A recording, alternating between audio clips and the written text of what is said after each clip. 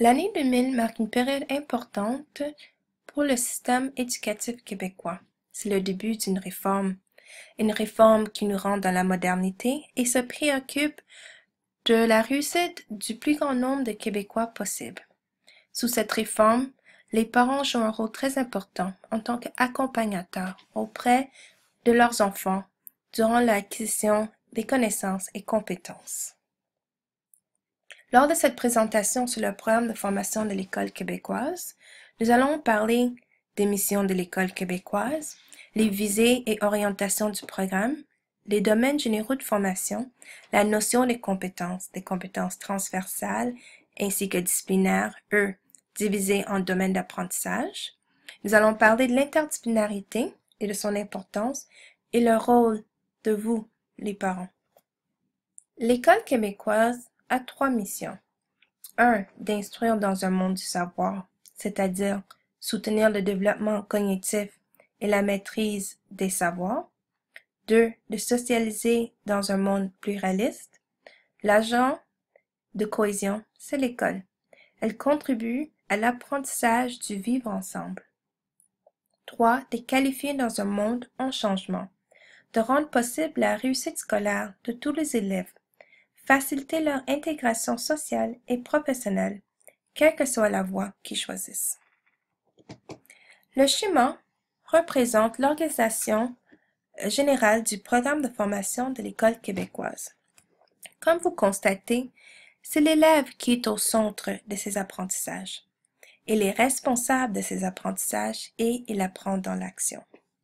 Pour ce, ces apprentissages sont des situations qui s'inscrivent dans les domaines généraux de formation.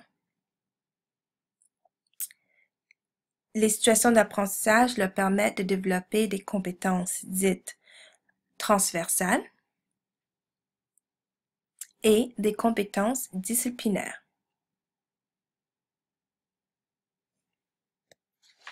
Le but ultime pour l'élève, c'est de construire 3 principales visées du programme.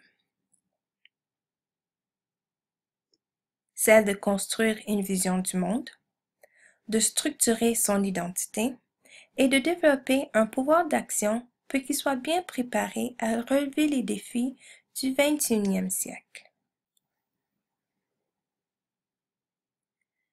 Les orientations du programme de formation de l'École québécoise.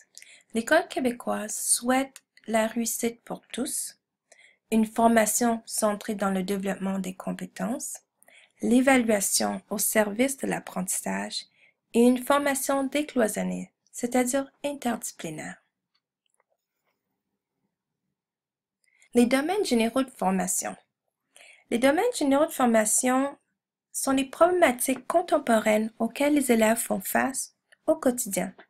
Ils permettent l'évolution des situations d'apprentissage et évaluation qui reflètent les phénomènes de la société d'aujourd'hui et contribuent au développement des compétences. Les domaines sont santé et bien-être, l'orientation et l'entrepreneuriat, environnement et consommation, les médias, vivre ensemble et citoyenneté. Une formation centrée sur le développement des compétences. La notion des compétences est centrale dans le programme éducationnel québécois. Savoir agir fondé sur la capacité d'élèves en contexte de mobiliser et d'utiliser efficacement un ensemble de ressources, ses connaissances. Ces connaissances peuvent être des acquis scolaires, des expériences, ses habiletés, ses attitudes, et même des ressources externes, telles que des pairs, des experts et vous, les parents. L'atteinte de la compétence se manifeste par la capacité d'effectuer un retour réflectif sur ses acquis et sa démarche de mobilisation de connaissances. Aussi, la capacité d'évoluer ses acquis et sa démarche. Comparons le programme antérieur par objectif et notre programme par compétence. Tel qu'expliqué auparavant, l'élève est activement engagé dans leur démarche d'apprentissage. Les connaissances sont mises en contexte et ont une valeur pratique et réutilisable, ceci dit mobile. L'apprentissage est interdisciplinaire et transversal. Comparé au programme par objectif, l'élève est passif. L'enseignant transmet son savoir. Les éléments de connaissance sont additionnés, juxtaposés. Et lors de l'évaluation, c'est l'observation des comportements mesurables et observables, et non des connaissances mises en contexte. L'objectif est global. Les compétences transversales. C'est des compétences développées dans l'ensemble des domaines d'apprentissage et disciplines. Elles sont séparées en 4 ordres. Il y a des compétences d'ordre intellectuel, exploiter l'information, résoudre des problèmes, exercer un jugement critique, mettre en œuvre sa pensée créative. Il y a des compétences d'ordre personnel et social, actualiser son potentiel, coopérer. Il y a des compétences de l'ordre de la communication, communiquer de façon appropriée, et des compétences d'ordre méthodologique, exploiter les technologies de l'information et de la communication, et se donner des méthodes de travail efficaces.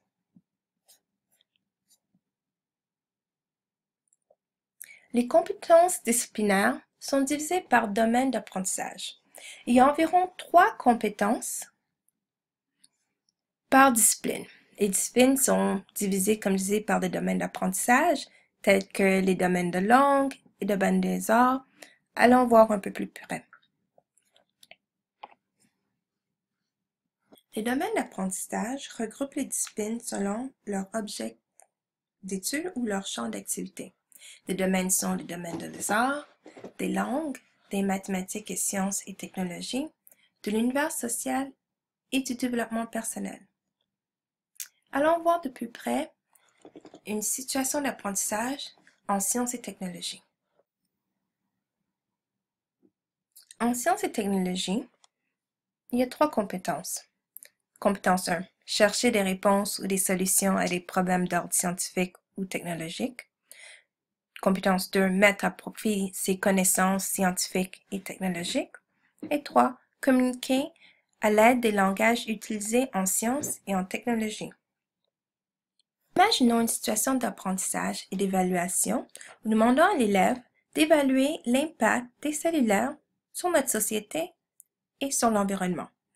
Dans ce contexte, en sciences et technologies, il y a 2 compétences évaluées.